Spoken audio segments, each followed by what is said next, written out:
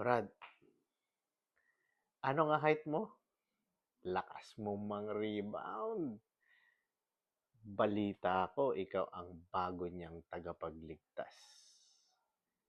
From being a band-aid, you are now officially a paracetamol. Hindi ka gamot, hindi ka solusyon. Ikaw lang yung pansamantalang pangtanggal ng sakit ng ulo habang iniisip niya yung tunay niyang mahal. Oh, huwag kang mag-alala. Tandaan mo, ang paracetamol, iniinom yan 3 times a day. Kaya siguraduhin mo, nandun ka sa tuwing sumasakit ang kanyang isip.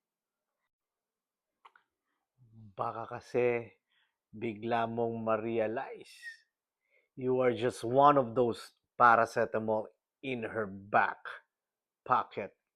Isa ka lang sa maraming panakip butas, pangtanggal ng sakit, o kung tawagin, rebounder.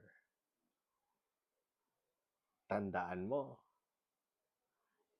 na nagsawa lang siya dun sa dati, kaya ka nandyan. Hindi kaya isang araw paggising mo, may iba namang rumi-rebound sa kanya?